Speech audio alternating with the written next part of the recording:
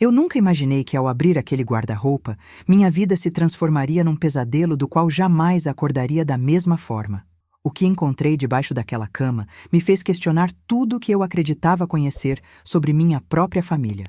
Meu nome é Clarice Mendonça, tenho 60 anos e sempre me orgulhei de ter construído uma família unida aqui em Florianópolis. Trabalhei durante 35 anos como professora de literatura, aposentei-me há 5 anos e dediquei minha vida inteira ao meu único filho, Rafael. Criei-o sozinha após meu marido falecer quando Rafael tinha apenas 8 anos. Investi cada centavo da minha aposentadoria e das economias que juntei ao longo dos anos para garantir que ele tivesse a melhor educação possível. Foram mais de R$ 180 mil gastos em sua formação, desde o colégio particular até a faculdade de engenharia. Rafael sempre foi meu orgulho. Alto, educado, bem-sucedido. Quando ele me apresentou Bruna há 3 anos, confesso que senti um aperto no coração.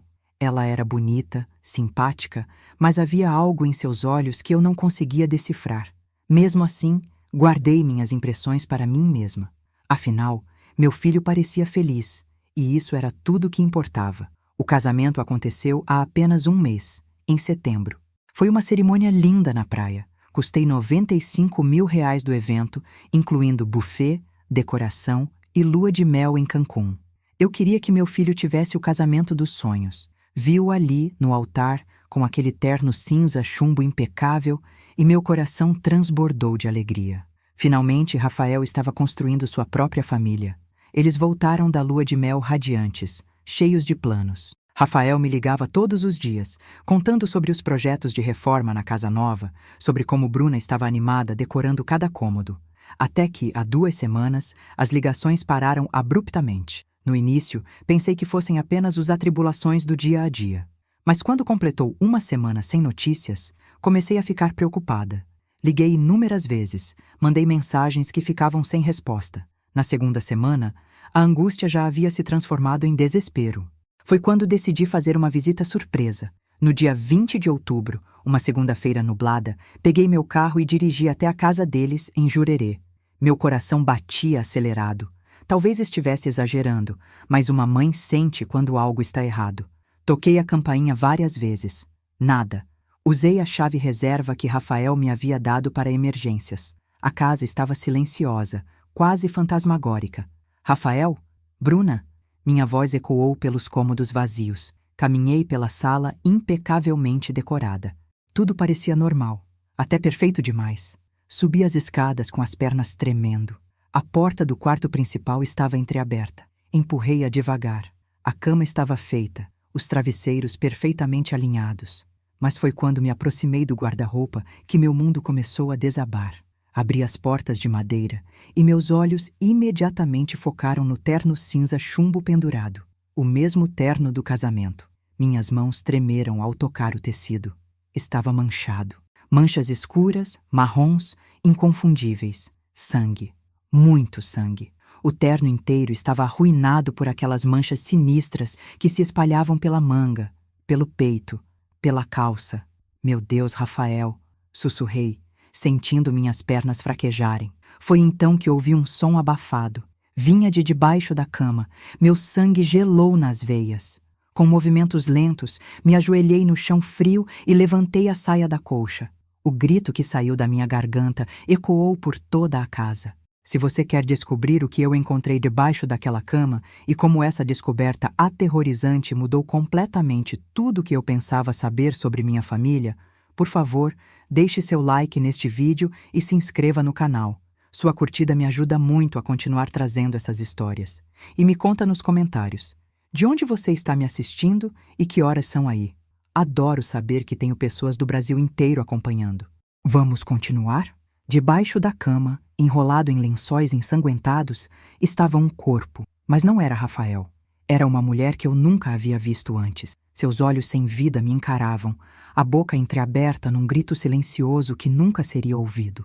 Eu me arrastei para trás, batendo as costas contra a cômoda, meu coração martelando tão forte que pensei que fosse explodir. Não, não, não! As palavras saíam da minha boca como um mantra desesperado. Peguei meu celular com mãos trêmulas e disquei 190. Minha voz mal funcionava quando consegui relatar o que havia encontrado. A polícia chegou em 15 minutos, que pareceram uma eternidade. Fiquei sentada no corredor, abraçada aos meus joelhos, incapaz de processar a cena macabra que havia testemunhado. 2 policiais subiram imediatamente, enquanto uma policial mais jovem, que se apresentou como investigadora Patrícia Gomes, sentou-se ao meu lado. A senhora pode me contar o que a trouxe aqui hoje? Sua voz era gentil, mas profissional. Entre soluços, expliquei sobre o sumiço de Rafael, sobre minha preocupação, sobre o terno manchado de sangue. Ela anotava tudo meticulosamente num pequeno caderno preto. Quando foi a última vez que a senhora falou com seu filho? Há exatamente 2 semanas, dia 6 de outubro, uma sexta-feira. Ele me ligou às 9 da noite, disse que estava cansado do trabalho e que me ligaria no fim de semana. Mas nunca ligou. Os peritos começaram a trabalhar no quarto. Fotografias, amostras, medições. Tudo era registrado com precisão cirúrgica. Um deles desceu após 1 hora. A vítima aparenta ter entre 25 e 30 anos. Morta há aproximadamente 10 a 14 dias. Causa provável: trauma contundente na cabeça. Minhas mãos voaram para a boca. 10 a 14 dias, exatamente o período em que Rafael estava desaparecido. A investigadora me observava atentamente. Senhora Mendonça, precisamos localizar seu filho e sua nora imediatamente. A senhora tem alguma ideia de onde eles possam estar? Balancei a cabeça negativamente, as lágrimas escorrendo livremente pelo meu rosto. Tentei todos os telefones, mandei mensagens. Nada. É como se eles tivessem evaporado. E quanto a amigos, colegas de trabalho, outros familiares? Rafael trabalha numa empresa de engenharia, a construtora Almeida. Ele é engenheiro civil lá há 8 anos. Bruna? Bem, ela disse que era designer de interiores freelancer, trabalhava de casa. A investigadora fez uma anotação. Vamos precisar verificar essas informações. A empresa do seu filho, os clientes dela, contas bancárias, tudo. Nas horas seguintes, minha casa em Florianópolis se transformou numa verdadeira central de investigação. Policiais verificavam registros telefônicos, movimentações bancárias, câmeras de segurança. Eu sentava no sofá da minha sala, segurando uma xícara de chá que já havia esfriado, tentando fazer meu cérebro processar o impossível. Meu filho, meu Rafael, estava envolvido num assassinato? Não, isso não podia estar acontecendo. Tinha que haver uma explicação. Talvez ele estivesse em perigo também. Talvez fosse vítima, não perpetrador. Foi quando a investigadora Patrícia voltou com um tablet na mão. Sua expressão era grave. Senhora Mendonça, conseguimos identificar a vítima através das impressões digitais. Seu nome é Amanda Ferreira Lopes, 28 anos. Ela era professora de yoga. Fez uma pausa, como se escolhesse cuidadosamente as próximas palavras. E segundo nossos registros, ela mantinha um relacionamento com seu filho há pelo menos 2 anos. O mundo girou ao meu redor. O quê? Isso é impossível! Rafael estava noivo, depois casou com Bruna. Infelizmente, temos provas concretas. Mensagens trocadas entre eles, registros de encontros em hotéis, até transferências bancárias. Seu filho pagava o aluguel do apartamento de Amanda. Foram mais de R$ 67 mil transferidos ao longo desses 2 anos. Senti como se tivessem arrancado o chão sob meus pés. Rafael tinha uma amante. E agora ela estava morta, escondida debaixo da cama dele, enquanto ele havia desaparecido sem deixar rastros. Há mais, continuou Patrícia, sua voz baixa. Verificamos as câmeras de segurança do condomínio. Na noite de 6 de outubro, às 23h17, Amanda Ferreira foi vista entrando no condomínio. Ela nunca foi vista saindo. Meu Deus, minha voz era apenas um sussurro estrangulado. E tem algo que a senhora precisa saber sobre Bruna. A investigadora se sentou ao meu lado. Seu nome verdadeiro não é Bruna Mendonça. É Bianca Rodrigues. Ela tem um histórico criminal. 2 processos por estelionato em São Paulo. Um caso de falsidade ideológica. Ela cumpriu pena há 5 anos. Meu mundo desabou completamente. Quem eram essas pessoas vivendo na pele do meu filho e da minha nora? Os dias seguintes foram um borrão de interrogatórios, buscas e revelações cada vez mais perturbadoras. A construtora Almeida confirmou que Rafael não aparecia no trabalho há 2 semanas. Sua última aparição registrada foi na sexta-feira, dia 6 de outubro, quando saiu às 18h30. Eu não conseguia dormir. Cada vez que fechava os olhos, via aqueles olhos sem vida de Amanda me encarando. Via as manchas de sangue no terno do meu filho. Quem era Rafael realmente? Como eu não percebi nada durante todos esses anos? A investigadora Patrícia se tornou minha única conexão com a realidade. Ela me atualizava diariamente sobre os progressos da investigação, sempre com aquela mistura de profissionalismo e compaixão que eu tanto precisava. Conseguimos rastrear o celular de Rafael até a região de Palhoça na noite do desaparecimento. Ela me informou numa manhã cinzenta de outubro. O sinal foi detectado pela última vez próximo à praia da Guarda do Embaú, às 2h34 da madrugada. Depois disso, nada. O aparelho foi desligado ou destruído. E Bruna, Bianca, como quer que ela se chame, também desapareceu completamente. Mas encontramos algo interessante ao vasculhar o passado dela. Patrícia abriu uma pasta repleta de documentos. Bianca Rodrigues aplicou golpes em pelo menos 5 homens nos últimos 10 anos.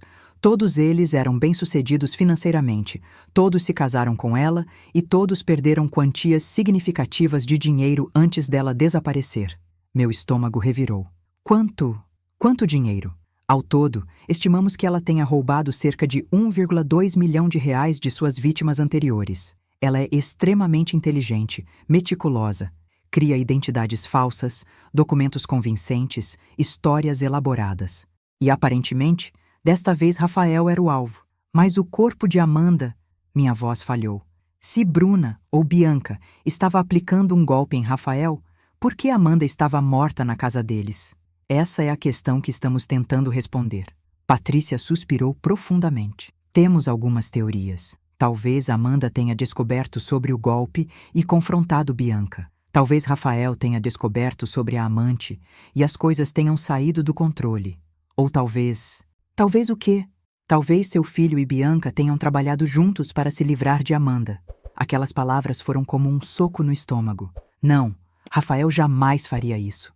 Ele pode ter tido uma amante, pode ter sido um idiota, mas assassinato? Nunca. Mas mesmo enquanto pronunciava essas palavras, uma pequena semente de dúvida começava a germinar dentro de mim. Eu realmente conhecia meu filho? Pensei que conhecesse, mas ele havia mantido uma amante em segredo por 2 anos, havia se casado com uma golpista sem perceber, havia desaparecido deixando um cadáver para trás. A investigação da vida financeira de Rafael trouxe mais surpresas devastadoras. Nos últimos 3 meses antes do casamento, ele havia movimentado mais de 430 mil reais. Saques grandes, transferências para contas em paraísos fiscais, investimentos suspeitos. Todo o dinheiro que ele havia economizado, tudo que construiu, simplesmente evaporou. Ele estava planejando fugir, conclui, minha voz vazia de emoção. Ele e Bianca estavam planejando desaparecer com o dinheiro. Parece ser esse o cenário mais provável, concordou Patrícia. Mas então algo deu errado. Amanda apareceu naquela noite, houve uma confrontação e alguém a matou. Eles encontraram o carro de Rafael abandonado num estacionamento em Palhoça, as chaves ainda na ignição. O interior havia sido limpo meticulosamente, mas os peritos encontraram traços de sangue no porta-malas, sangue que correspondia ao DNA de Amanda. Foi Rafael quem a matou? Foi Bianca? Foram os 2 juntos? E mais importante, onde eles estavam agora? A resposta veio de uma forma que eu jamais esperaria. Uma semana após encontrar o corpo, recebi uma ligação de um número desconhecido. Minha mão tremeu ao atender. Alô? Houve uma pausa. Depois uma voz feminina que reconheci imediatamente. Bianca. Clarice! Sua voz era calma, quase amigável, completamente diferente da nora doce e atenciosa que eu pensava conhecer. Imagino que já saiba de tudo. Onde está meu filho? As palavras saíram como um grito desesperado. O que você fez com ele? Uma risada baixa e fria veio pelo telefone. Seu precioso Rafael está bem, por enquanto. Mas se quiser vê-lo vivo novamente, sugiro que pare de cooperar com a polícia. Você matou aquela garota. Amanda. Amanda? Outro riso. Aquela idiota não sabia quando parar de se intrometer. Ela achou que podia chantagear Rafael, ameaçou contar tudo para mim sobre o caso deles, exigiu 200 mil reais para manter a boca fechada. Bem, ela conseguiu o silêncio que queria. Permanente. Meu sangue gelou. Foi você quem a matou? Eu? Sua voz destilava veneno. Ah, Clarice, sempre tão ingênua. Foi seu filho querido quem esmagou a cabeça dela com um castiçal de prata. Você deveria ter visto o desespero nos olhos dele quando percebeu o que havia feito. Foi quase poético. Você está mentindo. Estou? Então por que o terno dele estava encharcado de sangue? Por que suas digitais estavam por todo o quarto? Seu filho é um assassino, Clarice. E eu tenho todas as provas guardadas num lugar bem seguro. Onde ele está? Me deixe falar com ele. Tudo a seu tempo. Por enquanto, apenas saiba disso. Se você ou a polícia continuarem me procurando, as evidências contra Rafael serão entregues às autoridades. Ele passará o resto da vida na prisão. Mas se você cooperar, se transferir R$500 mil para a conta que vou te enviar, talvez, apenas talvez, eu deixe você ver seu filho novamente.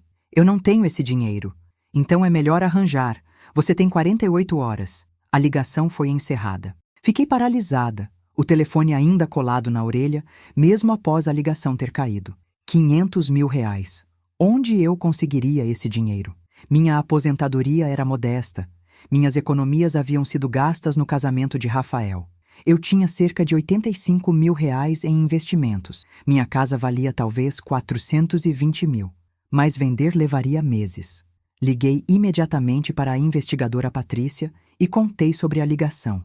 Ela chegou em minha casa em 20 minutos, trazendo consigo 2 técnicos para instalar equipamentos de rastreamento no meu telefone. Se ela ligar novamente, precisamos mantê-la na linha o máximo possível, explicou Patrícia. Cada segundo nos dá mais chances de rastreá-la.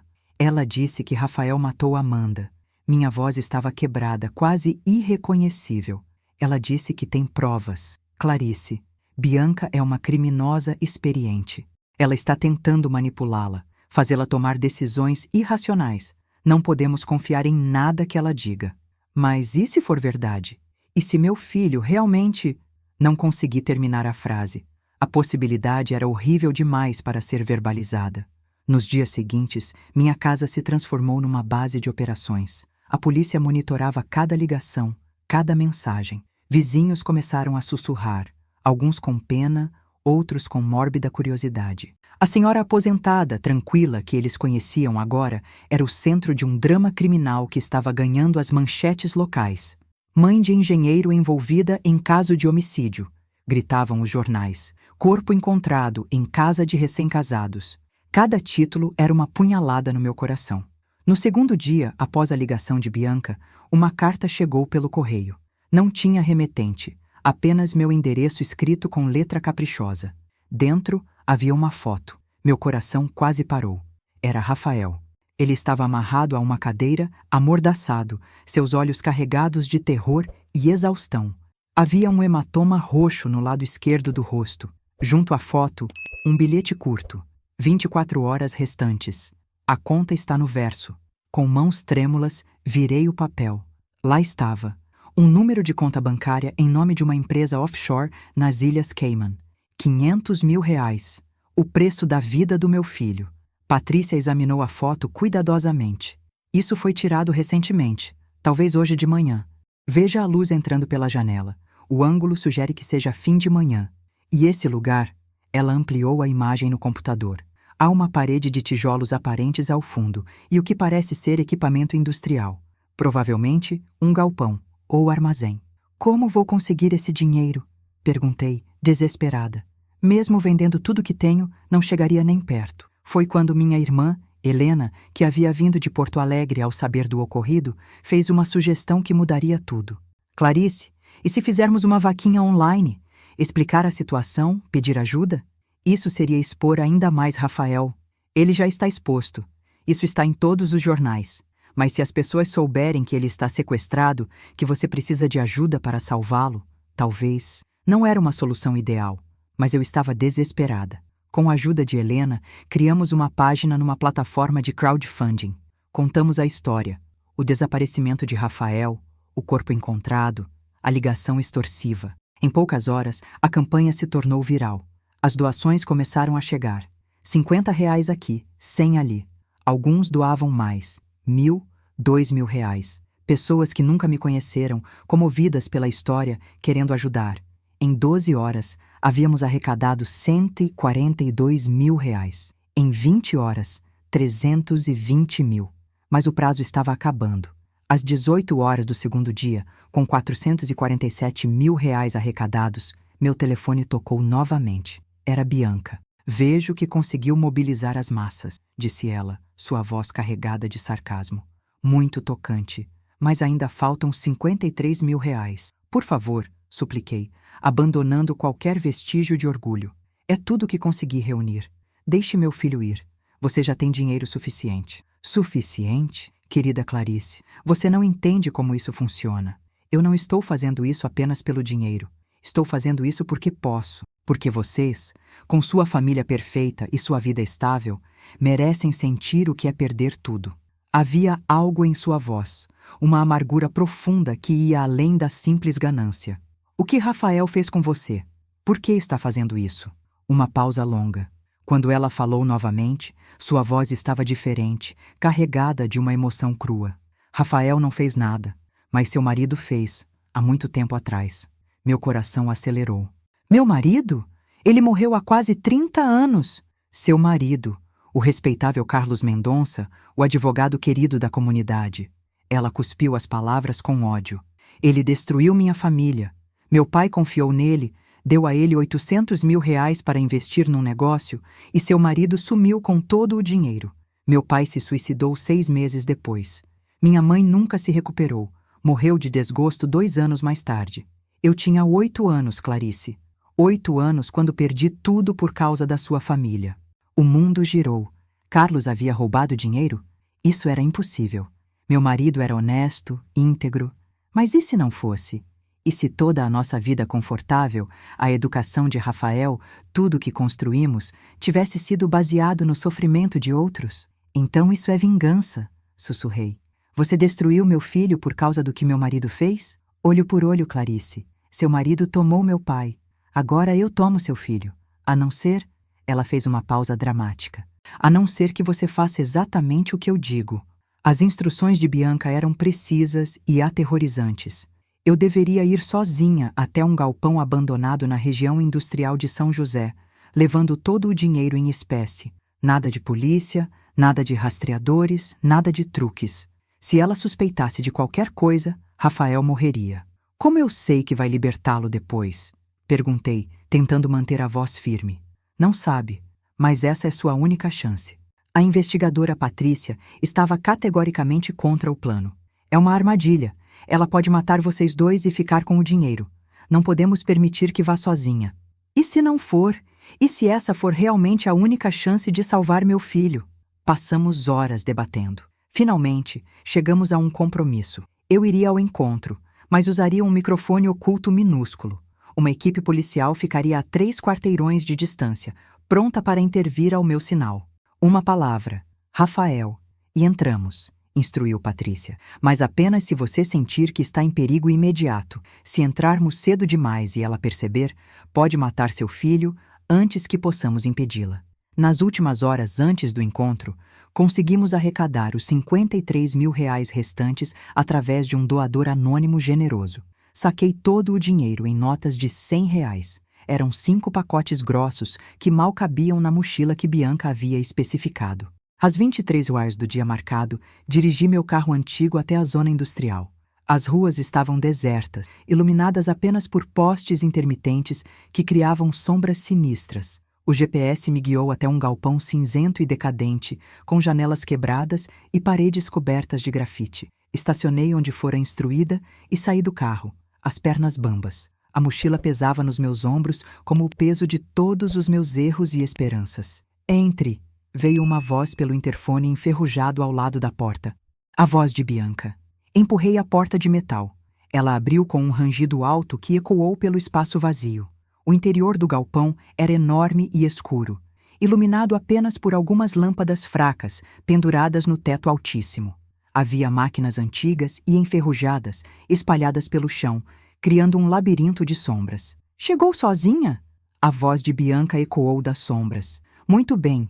Jogue a mochila no chão e dê 3 passos para trás. Fiz como ordenado, meu coração batendo tão alto que tinha certeza que ela podia ouvi-lo. Uma figura emergiu das sombras. Bianca, mas não a Bruna doce e simpática que eu conhecera. Esta mulher tinha cabelos curtos e escuros, olhos frios e calculistas e uma arma na mão direita. Onde está Rafael? Minha voz saiu mais firme do que eu esperava. Tudo a seu tempo. Ela pegou a mochila e a abriu, examinando rapidamente os maços de dinheiro. Um sorriso satisfeito cruzou seu rosto. 500 mil reais. O preço exato da vida do seu filho. Ou seria o preço da culpa da sua família. Eu não sabia sobre o dinheiro que meu marido supostamente roubou. Se ele realmente fez isso, foi sem meu conhecimento. Ah, a clássica esposa ignorante. Bianca riu amargamente. Você realmente acreditou que todo aquele dinheiro veio do salário de um advogado? A casa bonita, as viagens, a educação particular para Rafael? Você escolheu não ver, Clarice. Isso te torna tão culpada quanto ele. Talvez ela estivesse certa. Quantas vezes eu havia questionado de onde vinha o dinheiro? Nunca. Simplesmente aceitei a vida confortável que Carlos proporcionava, sem fazer perguntas difíceis. Você está certa, admiti, e vi surpresa genuína em seus olhos. Eu deveria ter questionado, deveria ter investigado. Se seu pai realmente perdeu tudo por causa do meu marido, sinto muito profundamente. Mas Rafael não teve nada a ver com isso. Ele nem havia nascido quando tudo aconteceu. Por favor, deixe-o ir. Por um momento, algo passou pelo rosto de Bianca. Dúvida? Arrependimento? Mas desapareceu rápido demais para ter certeza.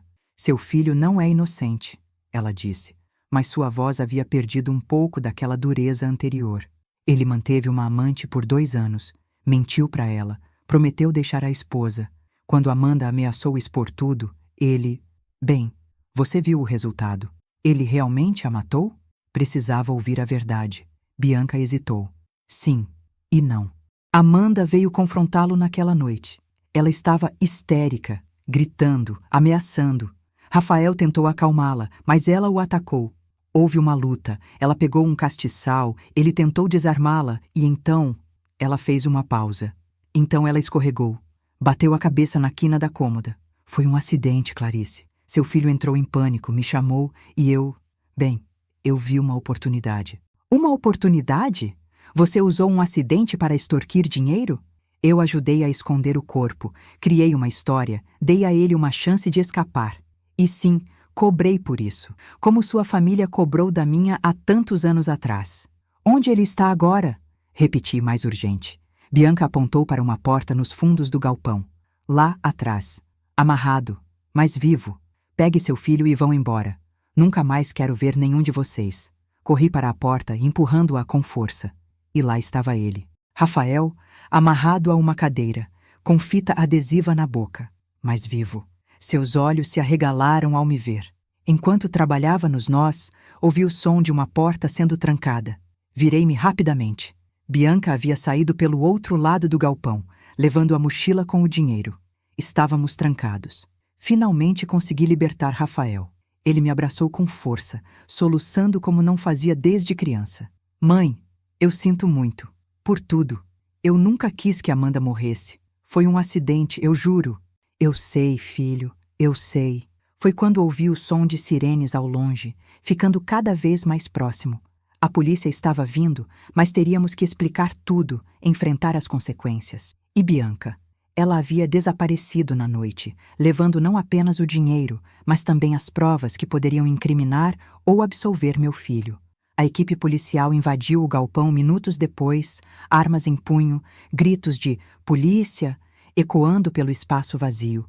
A investigadora Patrícia correu até nós, verificando se estávamos feridos. Bianca se foi, informei, minha voz cansada.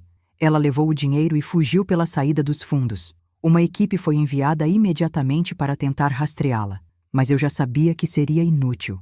Bianca havia planejado isso meticulosamente. Ela tinha dinheiro, identidades falsas e provavelmente um plano de fuga internacional elaborado. Encontrá-la seria quase impossível. Rafael foi levado imediatamente para o hospital para avaliação médica. Ele estava desidratado, machucado, traumatizado, mas fisicamente bem. Eu não saía do lado dele, segurando sua mão enquanto médicos e enfermeiras faziam seus exames. Senhora Mendonça, a investigadora Patrícia entrou no quarto do hospital algumas horas depois. Sua expressão era grave. Precisamos conversar sobre Amanda Ferreira. Rafael se encolheu na cama. Eu apertei sua mão mais forte. Conte-nos exatamente o que aconteceu naquela noite, disse Patrícia, puxando uma cadeira. E então, com voz quebrada e lágrimas escorrendo pelo rosto, Rafael contou tudo. Como havia conhecido Amanda 2 anos atrás num café. Como o relacionamento casual havia se transformado em algo mais intenso. Como ele havia prometido coisas que nunca pretendia cumprir, mantendo-a com promessas vazias enquanto planejava se casar com Bianca. Eu sei que fui um covarde. Ele soluçou. Eu deveria ter terminado com ela, sido honesto, mas eu tinha medo de perdê-la, medo de ficar sozinho. Quando conheci Bruna, Bianca, eu achei que finalmente poderia ter uma vida normal, estável. Mas Amanda descobriu sobre o casamento e ficou furiosa. Naquela noite de 6 de outubro, Amanda havia aparecido na casa deles sem avisar. Bianca estava fora, numa suposta reunião com clientes. Amanda estava histérica, gritando, acusando Rafael de tê-la usado. Ela disse que ia contar tudo para Bruna, arruinar meu casamento. Exigiu 200 mil reais para desaparecer da minha vida. Eu disse que não tinha esse dinheiro, que ela estava sendo irracional. Rafael respirou fundo, tremendo. Foi quando ela pegou o castiçal da lareira. Disse que se eu não desse o dinheiro, ela destruiria tudo. Me atacou com ele. Eu tentei segurar o braço dela, a empurrei. E então... Então o quê? Pressionou Patrícia. Ela tropeçou na beira do tapete. Caiu para trás. A cabeça dela bateu na quina de mármore da cômoda com um som terrível. Um estalo. Ela caiu no chão e havia tanto sangue. Eu tentei ajudá-la, chamei uma ambulância, mas Bianca chegou antes. Bianca chegou e o que aconteceu? Ela verificou o pulso de Amanda e disse que ela estava morta. Eu entrei em pânico completo. Disse que precisávamos chamar a polícia, explicar que foi um acidente. Mas Bianca ficou calma, assustadoramente calma. Disse que ninguém acreditaria na minha história, que eu seria acusado de homicídio, que minha vida acabaria. Foi então que Bianca ofereceu uma solução. Ela esconderia o corpo, limparia a cena do crime e eles fugiriam juntos. Mas havia um preço. O dinheiro de Rafael, tudo que ele tinha economizado, mais o dinheiro que eles conseguissem da família. Eu estava apavorado demais para pensar direito, Rafael admitiu. Concordei com tudo. Transferi meu dinheiro para contas que ela indicou. Ela escondeu o corpo de Amanda debaixo da cama. Disse que precisávamos de alguns dias para organizar nossa fuga. Mas então ela me drogou. Quando acordei, estava amarrado naquele galpão. Patrícia fez anotações meticulosas. O relatório da autópsia confirma que Amanda morreu de trauma craniano após uma queda. A trajetória do ferimento é consistente com sua história. E encontramos suas digitais e de Bianca por todo o quarto. Mas não encontramos sinais de que você tentou deliberadamente feri-la. Então foi realmente um acidente? Perguntei esperançosa. Tecnicamente sim, mas há complicações legais. Rafael não chamou a polícia, participou de ocultar o corpo, interferiu numa cena de crime. Mesmo sendo um acidente, essas ações têm consequências. Rafael seria acusado? Iria para a prisão? As próximas horas foram uma confusão de advogados, declarações formais e procedimentos legais. Com base no depoimento de Rafael, nas evidências forenses e no histórico criminal de Bianca, o promotor decidiu acusá-lo de ocultação de cadáver e obstrução de justiça, mas não de homicídio. Eram acusações sérias, mas muito menos graves do que poderiam ser. O advogado que contratamos, Dr. Fernando Lopes, um dos melhores criminalistas de Florianópolis, custaria 75 mil reais, mas disse que tinha boas chances de conseguir um acordo. Considerando que foi um acidente, que Rafael cooperou totalmente com a investigação e que ele também foi vítima de Bianca, posso argumentar por serviços comunitários e liberdade condicional, explicou o Dr. Lopes. Mas as consequências iam além do legal. A história havia se tornado sensação nacional. Engenheiro envolvido em morte de amante. Golpista extorque 500 mil de família. Mãe arrecada fortuna para salvar filho sequestrado. Cada manchete era uma nova humilhação pública. Rafael perdeu o emprego. A construtora Almeida não podia manter um funcionário envolvido em tal escândalo. Amigos se afastaram. A casa que ele e Bianca haviam comprado teve que ser vendida às pressas para cobrir despesas legais. E eu, minha vida tranquila de aposentada, desapareceu.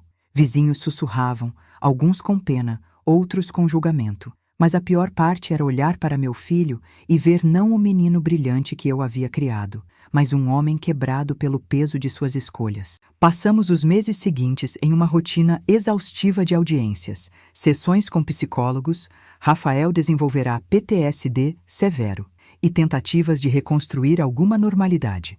O julgamento estava marcado para janeiro, 3 meses depois. Foi durante esse período que a investigadora Patrícia me visitou com uma notícia surpreendente. Encontramos algo interessante nos registros antigos, ela disse, sentando-se na minha sala, sobre seu marido, Carlos Mendonça, e o suposto roubo. Meu estômago se apertou. O que encontraram?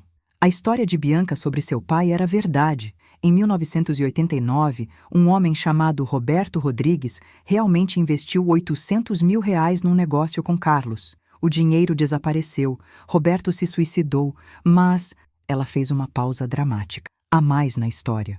Patrícia abriu uma pasta antiga e empoeirada, repleta de documentos amarelados pelo tempo. Esses são os registros do caso original de 1989. Depois que Roberto Rodrigues morreu, a viúva dele tentou processar Carlos. O caso foi arquivado por falta de provas. Meu coração batia acelerado. Então meu marido realmente roubou o dinheiro? Não exatamente. Ela puxou um documento específico. Este é o depoimento de um contador que trabalhou com Carlos na época. Ele afirma que o dinheiro de Roberto foi investido legitimamente numa construtora. Mas a construtora faliu em 1989 por causa da recessão econômica. Não foi fraude, foi má sorte e um investimento de risco que deu errado. Senti um misto de alívio e confusão. Mas então por que Carlos não explicou isso para a família de Roberto? Aparentemente ele tentou, mas Roberto estava tão devastado pela perda que não queria ouvir.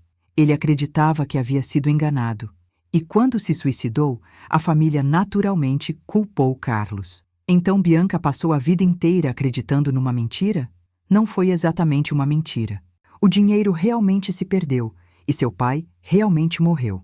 Para uma criança de 8 anos, a narrativa mais simples era que o homem mau roubou o dinheiro de papai.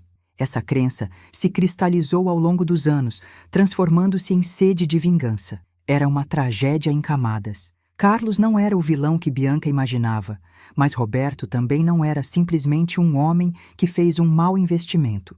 Era um pai desesperado que tomou uma decisão terrível, deixando uma filha pequena para trás, que cresceu alimentando um ódio baseado em mal-entendidos. Há mais, continuou Patrícia. Conseguimos rastrear as movimentações financeiras de Bianca nos últimos 2 meses. Ela não fugiu do país, como imaginávamos. Ela ainda está no Brasil? Não apenas no Brasil, em Santa Catarina. Patrícia puxou outro documento, este mais recente. Ela usou parte do dinheiro que extorquiu de você para comprar uma pequena pousada na região de Garopaba, sob um novo nome falso, Marina Silva. Vocês sabem onde ela está? Minha voz estava carregada de uma mistura de medo e urgência. Suspeitamos fortemente, mas precisamos de provas concretas antes de agir. E há algo que gostaríamos que você fizesse. A proposta de Patrícia era arrojada e perigosa. Ela queria que eu confrontasse Bianca pessoalmente, usando um gravador oculto para obter uma confissão. Com a confissão, teriam provas suficientes, não apenas para prendê-la por extorsão e sequestro, mas também para provar conclusivamente que a morte de Amanda foi um acidente que Bianca explorou. Isso ajudaria Rafael? Perguntei. Tremendamente. Uma confissão dela poderia reduzir drasticamente as acusações contra seu filho, talvez até eliminar algumas. Mas não vou mentir, Clarice. É arriscado. Bianca é imprevisível e potencialmente perigosa. Passei a noite em claro pensando. Rafael estava destruído, enfrentando possível prisão, sua vida em ruínas. Como mãe, eu faria qualquer coisa para protegê-lo. Mas será que tinha coragem de confrontar a mulher que havia manipulado e destruído minha família? Na manhã seguinte, dei minha resposta. Sim. 2 dias depois, com um microfone minúsculo escondido no colar que usava e uma equipe policial disfarçada na área, dirigi até Garopaba. A pousada Recanto do Mar era pequena e charmosa, situada numa colina com vista para o oceano. Parecia exatamente o tipo de lugar onde alguém tentaria começar de novo. Entrei pela recepção. Uma jovem simpática me cumprimentou. Boa tarde. Em que posso ajudar? Estou procurando pela proprietária Marina Silva, disse, mantendo minha voz firme. Ah, a Marina está no escritório dos fundos. Deixe-me chamá-la. Minutos depois, Bianca apareceu.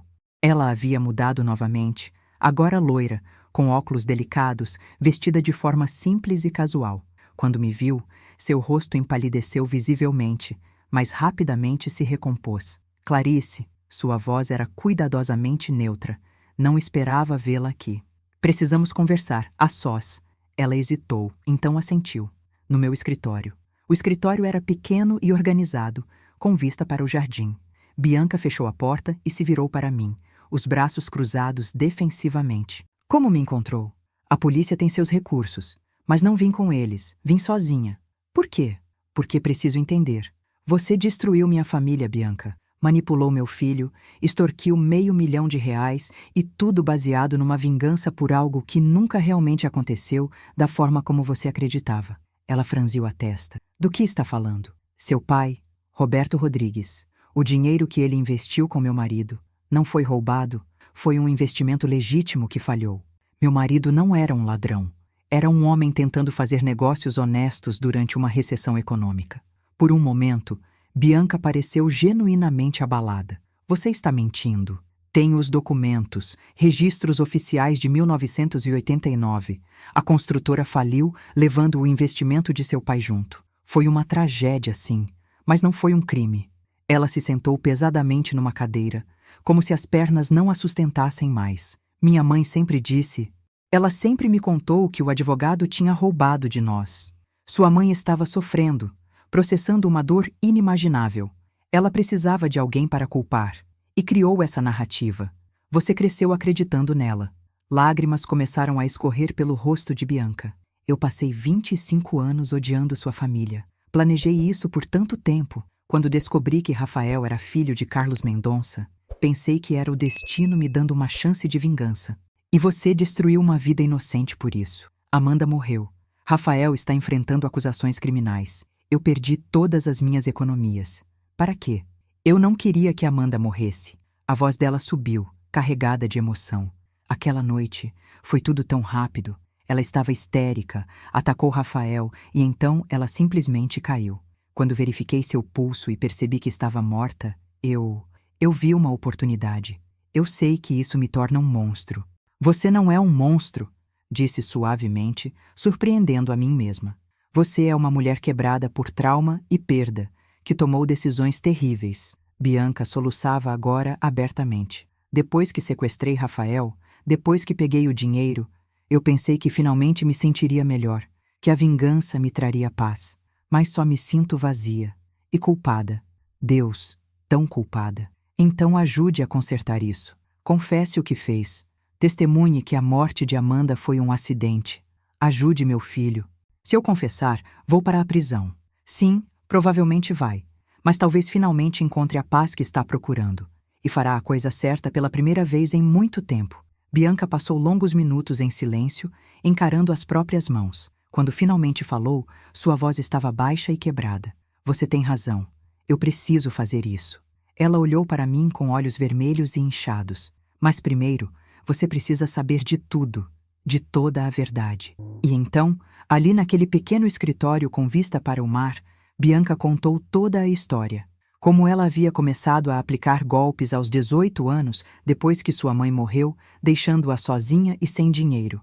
Como cada homem que ela enganava era, em sua mente distorcida, uma forma de punir o mundo que havia tirado seus pais. Rafael era diferente, ela admitiu. Quando descobri quem era o pai dele, deveria ter ficado feliz por ter encontrado o alvo perfeito. Mas ele era... gentil, atencioso. Pela primeira vez em anos, senti algo real. Então por que continuou com o plano? Porque não sabia fazer diferente. O ódio estava tão enraizado em mim que não conseguia deixá-lo ir, mesmo quando comecei a desenvolver sentimentos verdadeiros por Rafael. Ela explicou como havia planejado meticulosamente esvaziar as contas de Rafael e desaparecer após o casamento. Mas então veio aquela noite fatídica com Amanda. Quando cheguei em casa e encontrei Rafael em pânico, Amanda morta no chão, meu primeiro instinto foi realmente ajudá-lo. Bianca continuou. Mas então vi o terno dele coberto de sangue, vi a oportunidade e a velha Bianca, a golpista, assumiu o controle. Ela descreveu como havia escondido o corpo de Amanda com precisão clínica, como havia drogado Rafael e o levado para o galpão, como havia orquestrado cada passo da extorsão. E como, no final, havia fugido não para o exterior, mas para aquele pequeno pedaço de litoral, tentando finalmente encontrar paz. Mas a paz nunca veio, ela sussurrou, porque eu sabia o que havia feito. Sabia que Rafael não merecia nada daquilo. E você, Clarice? Você só tentou proteger seu filho, como qualquer mãe faria. Venha comigo até a delegacia, pedi gentilmente. Conte tudo isso oficialmente. Vamos consertar o que ainda pode ser consertado. Bianca concordou. Enquanto a levava de volta para Florianópolis, com a equipe policial nos seguindo discretamente, ela continuou falando, despejando anos de dor, culpa e arrependimento. Era como se, ao finalmente decidir confessar, as comportas se abrissem e ela não conseguisse mais parar. Na delegacia, Bianca deu uma declaração formal completa. Confessou a extorsão, o sequestro, a manipulação de evidências. Mas, crucialmente, também testemunhou em detalhes sobre a morte de Amanda, confirmando que havia sido um acidente, não homicídio. Rafael tentou socorrê-la, ela declarou aos investigadores. Ele estava entrando em pânico, querendo chamar uma ambulância. Fui eu quem o convenci a esconder o corpo. Fui eu quem manipulou a situação para meu benefício. O depoimento de Bianca mudou tudo. Com sua confissão em mãos, o advogado de Rafael, Dr. Lopes, trabalhou rapidamente com o promotor público. As acusações contra Rafael foram drasticamente reduzidas. De ocultação de cadáver e obstrução de justiça, foi reduzido para apenas obstrução de justiça. Uma acusação que, dado as circunstâncias extremas e sua cooperação total, provavelmente resultaria em serviços comunitários e condicional. É o melhor resultado possível, Dr. Lopes me informou. Rafael não verá o interior de uma cela. Terá que realizar 500 horas de serviço comunitário e ficará em liberdade condicional por 2 anos, mas terá a chance de reconstruir sua vida. Quanto a Bianca, ela enfrentaria acusações sérias: extorsão, sequestro, obstrução de justiça, fraude. Estava olhando para pelo menos 10 anos de prisão, possivelmente mais. Na audiência preliminar, semanas depois, a vi sendo levada para a sala do tribunal algemada. Nossos olhos se encontraram por um breve momento. Não havia mais ódio lá, nem meu, nem dela. Apenas uma tristeza profunda e compartilhada por tudo que havia sido perdido. Rafael também estava lá, ao meu lado. Ele estava mais magro, com círculos escuros sob os olhos, mas vivo e livre. Segurei sua mão enquanto o juiz lia as acusações. Quando chegou a hora de Bianca se declarar, ela se levantou. Culpada, disse claramente. Culpada de tudo. O juiz a olhou com uma mistura de surpresa e respeito. A senhora compreende que, ao se declarar culpada, está renunciando ao direito de julgamento por júri? Compreendo, mas fiz tudo o que me acusam e muito mais. Não quero desperdiçar o tempo do tribunal com negações. Quero aceitar as consequências das minhas ações. Foi uma audiência incomum. Normalmente, advogados lutam, negociam, buscam cada brecha possível. Mas Bianca havia claramente decidido que já era hora de parar de correr, de mentir, de manipular. Na sentença, 3 meses depois, em março, o juiz foi relativamente leniente, considerando a gravidade dos crimes. 12 anos, com possibilidade de liberdade condicional após 6, levando em conta sua confissão completa e cooperação. A senhora causou imenso sofrimento, disse o juiz, mas também demonstrou genuíno remorso e tomou medidas para reparar parte do dano. Isso é considerado na sentença. Após o julgamento, pedi para falar com Bianca uma última vez. Os guardas permitiram, supervisionados, em uma sala pequena. Obrigada, disse simplesmente, por fazer a coisa certa no final. Ela deu um sorriso triste. Não foi por nobreza, Clarice, foi exaustão. Cansei de carregar todo esse ódio. Talvez agora, finalmente, meus pais possam descansar em paz. E eu também. O dinheiro, comecei. Já devolvi o que sobrou, cerca de 380 mil reais. Gastei o resto na pousada e em despesas. Não é tudo, mas é um começo, terminei. Nos despedimos ali. Não como amigas, não exatamente, mas talvez como duas mulheres que haviam sido puxadas para um redemoinho de tragédia e estavam tentando encontrar o caminho de volta para a superfície. Os meses seguintes foram dedicados à reconstrução. Rafael começou a terapia intensiva, 3 sessões por semana com uma psicóloga especializada em trauma. Dr. Maria Santos era uma mulher experiente na casa dos 50, que já havia tratado inúmeros casos de PTSD. Seu filho está carregando múltiplas camadas de culpa, ela me explicou após a primeira consulta. Culpa pela morte de Amanda, mesmo sendo acidente. Culpa por ter traído Bianca com Amanda. Culpa por ter colocado você em perigo. Vai levar tempo para processar tudo isso. Rafael também começou seus serviços comunitários. Foi designado para trabalhar numa ONG que auxiliava jovens em situação de risco, ajudando com tutoria em matemática e ciências. Ironicamente, estar cercado por crianças enfrentando seus próprios traumas pareceu ajudá-lo a processar os seus. Eles me lembram que todos cometemos erros. Ele me disse uma noite, durante um jantar quieto em minha casa. Mas erros não nos definem. É como respondemos a eles que importa. Encontrar emprego foi desafiador. O escândalo havia tornado seu nome tóxico no mercado de engenharia local. Mas, eventualmente, uma pequena firma de arquitetura em Balneário Camboriú, dirigida por um homem chamado Alberto Costa, que também tinha um passado problemático e acreditava em segundas chances, o contratou. Não será glamouroso, Alberto o avisou. Você não estará liderando projetos grandes. Começará basicamente do zero. Mas se trabalhar duro e provar seu valor, haverá oportunidades. Rafael aceitou gratamente. O salário era menos da metade do que ganhava antes, apenas R$ 500 por mês, mas era um começo. Quanto ao dinheiro devolvido por Bianca, os R$ 380 mil foram uma bênção inesperada.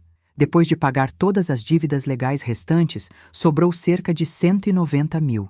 Guardei esse dinheiro cuidadosamente, investido de forma conservadora, como um fundo de emergência para Rafael reconstruir sua vida. A história, inevitavelmente, chamou a atenção da mídia por meses. Jornalistas acampavam em frente à minha casa, pedindo entrevistas, querendo detalhes sórdidos para manchetes sensacionalistas. Aprendi a ignorá-los, a manter a cabeça baixa e a focar no que realmente importava: a recuperação da minha família.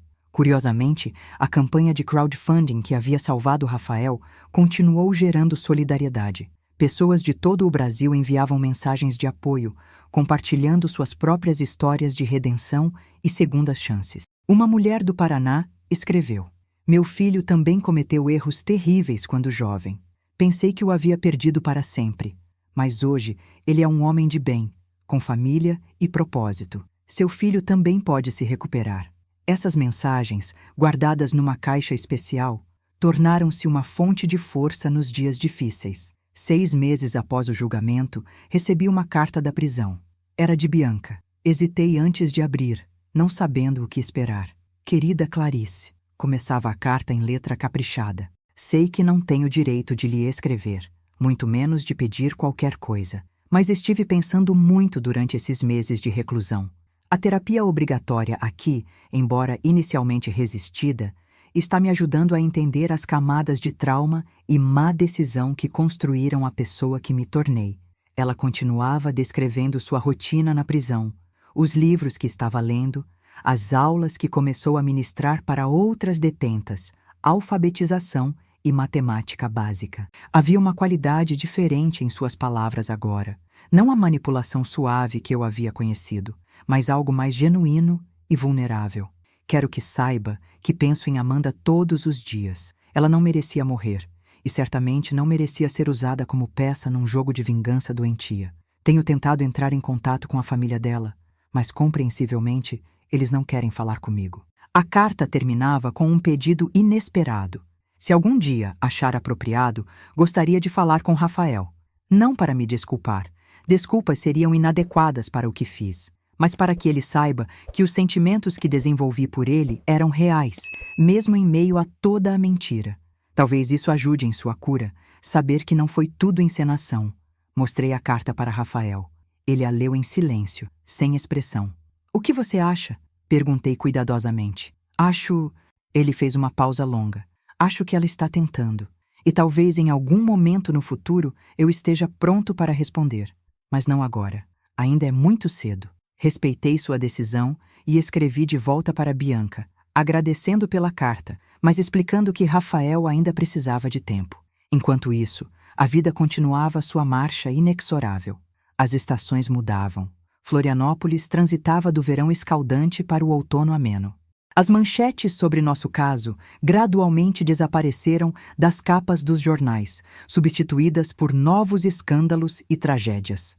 Rafael lentamente começou a socializar novamente. Fez amizade com alguns colegas de trabalho, juntou-se a um grupo de corrida local, começou a reconstruir uma vida que não fosse definida apenas por seu pior erro.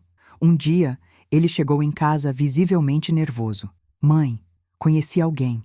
Meu coração se apertou automaticamente, medo do que poderia acontecer novamente. Mas forcei um sorriso encorajador. Conte-me sobre ela. Seu nome é Carolina. Ela é fisioterapeuta, trabalha no hospital regional. Conheci ela no grupo de corrida. Ela sabe de tudo, mãe. Contei toda a história antes mesmo de convidá-la para um café. Não quero mais segredos. Não quero mais mentiras. E o que ela disse? Ela disse que todos temos passados, todos cometemos erros. O que importa é quem somos agora. Seus olhos brilhavam com lágrimas não derramadas. Acho que posso gostar muito dela. Ver meu filho começando a confiar novamente, a se abrir para a possibilidade de amor sem manipulação ou engano, foi um dos momentos mais emocionantes de toda essa jornada. A vida não voltou ao que era antes. Não poderia. Mas talvez não precisasse voltar. Talvez estivéssemos construindo algo novo, mais honesto, mais consciente, mais apreciativo das pessoas que tínhamos e da vida que estávamos reconstruindo juntos. 2 anos se passaram desde aquele terrível dia em que encontrei o corpo de Amanda. 2 anos de terapia, crescimento, perdas e pequenas vitórias. Rafael completou seus serviços comunitários em dezembro passado e sua liberdade condicional terminaria em 6 meses. Ele ainda trabalhava na firma de Alberto, mas agora como engenheiro pleno, liderando pequenos projetos residenciais. Seu salário havia aumentado para R$ 8.200 mensais. Não era o que ganhava antes, mas era honesto e suficiente. Carolina se tornou uma presença constante em nossas vidas. Ela era tudo que Bianca fingiu ser: genuína, compassiva, honesta. Eles moravam juntos há 1 ano, num apartamento modesto em Balneário Camboriú. Não havia pressa para casamento.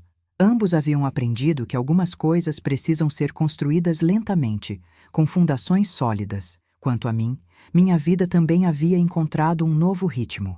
Voltei a dar aulas particulares de literatura para estudantes de ensino médio, mais por prazer do que por necessidade financeira. As conexões com jovens me lembravam que sempre há esperança, sempre há possibilidade de mudança e crescimento. Bianca cumpria sua sentença em Florianópolis. Eventualmente, Rafael decidiu aceitar sua solicitação de visita. Foi há 6 meses, numa tarde cinzenta de outono. Ele foi sozinho. Precisava fazer isso sem mim. Quando voltou, estava visivelmente emocionado. Foi estranho, ele me contou. Vê-la ali, sem todas as máscaras, apenas sendo humana. Ela chorou. Eu chorei. Não perdoei completamente. Não sei se algum dia vou, mas entendi. Entendi como a dor pode transformar pessoas em versões distorcidas de si mesmas. Eles agora trocavam cartas ocasionalmente. Não era amizade, não exatamente, mas era fechamento. Uma forma de ambos processarem o trauma compartilhado e seguirem em frente. A família de Amanda, particularmente sua mãe, Dona Elisete, também eventual e surpreendentemente entrou em contato conosco. Foi através da Dr. A. Maria Santos, a terapeuta de Rafael, que também estava ajudando Dona Elisete a processar sua perda. Ela não está procurando vingança, Doutora Maria nos explicou. Ela está procurando compreensão. Ela quer entender o que aconteceu com sua filha. O encontro entre Rafael e Dona Elisete foi um dos mais difíceis e catárticos de todo esse processo. Numa sala neutra na clínica da doutora Maria, com muitos lenços disponíveis, Rafael contou toda a verdade sobre seu relacionamento com Amanda, sobre aquela noite terrível, sobre seus arrependimentos. Dona Elisete chorou. Rafael chorou. Eu, sentada discretamente no canto da sala, como apoio moral, também chorei. Minha Amanda não era perfeita, Dona Elisete disse com voz quebrada. Ela podia ser impulsiva, dramática, mas ela amava profundamente e ela não merecia morrer. Não, ela não merecia. Rafael concordou, sua voz firme apesar das lágrimas. Eu carregarei essa culpa pelo resto da vida, mas prometo honrar a memória dela vivendo melhor, sendo melhor. Dona Elisete eventualmente ofereceu perdão. Não porque o que aconteceu estava bem, mas porque segurar rancor só perpetuaria o ciclo de dor. Foi um presente inesperado de graça que Rafael não achava que merecia, mas recebeu com humildade profunda. Quanto ao dinheiro do crowdfunding que havia sido devolvido, Rafael e eu decidimos fazer algo significativo com ele. Criamos uma fundação pequena, mas real, a Fundação Amanda Ferreira, dedicada a auxiliar jovens mulheres em relacionamentos abusivos ou manipuladores a encontrarem apoio e recursos para saírem dessas situações com segurança. O dinheiro inicial de R$ 190 mil não era muito, mas permitiu alugar um pequeno escritório, contratar uma assistente social de meio período e criar uma linha direta de apoio. Em 2 anos, ajudamos 47 mulheres a reconstruírem suas vidas. Dona Elisete se tornou conselheira voluntária da Fundação, transformando sua dor em propósito. Amanda sempre quis ajudar pessoas. Ela me disse certa vez, talvez esta seja a forma de continuar seu legado. Olhando para trás nessa jornada impossível, percebo quantas lições custosas aprendi. Aprendi que conhecer alguém verdadeiramente leva tempo e observação cuidadosa. Aprendi que segredos sempre encontram uma forma de vir à tona, geralmente da pior maneira possível. Aprendi que o perdão não significa esquecer ou desculpar, mas sim libertar-se do peso do ódio. Aprendi que meu filho, por mais adulto que fosse, ainda precisava de orientação e apoio.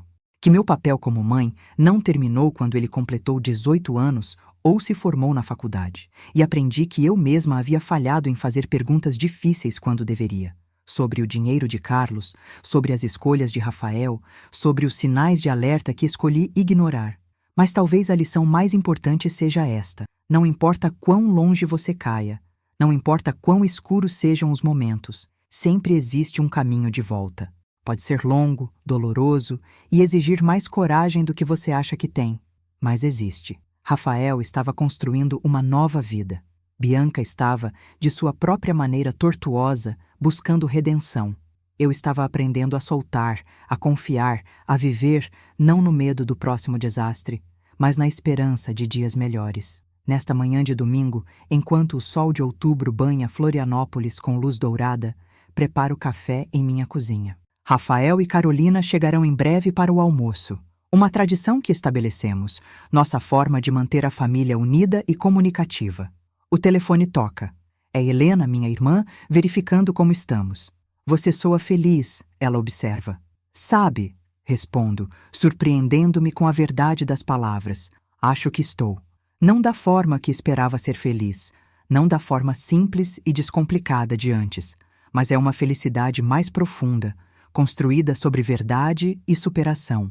Depois de desligar, olho pela janela para o mar distante. Em algum lugar além daquele horizonte está o futuro, incerto, como sempre foi, mas não mais assustador. Porque agora sei que, aconteça o que acontecer, temos a força para enfrentar. A campainha toca. Rafael e Carolina, trazendo flores e sorrisos. Abraço meu filho, este homem que quase perdi, que perdeu tanto, mas que continua lutando para ser melhor a cada dia. Te amo, mãe. Ele sussurra no abraço. Te amo também, filho. Sempre. E neste momento simples, ao redor da mesa de jantar compartilhando comida e histórias, sinto gratidão profunda. Não pelo que passamos. Isso foi terrível e deixou cicatrizes que nunca desaparecerão completamente. Mas pelo que sobrevivemos, pelo que aprendemos e pela família que reconstruímos das cinzas. A vida nunca será perfeita.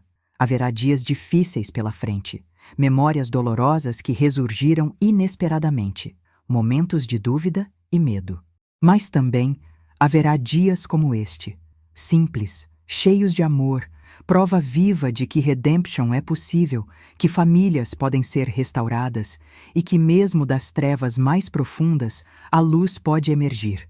Se você chegou até aqui nesta longa jornada comigo, obrigada por ter me acompanhado.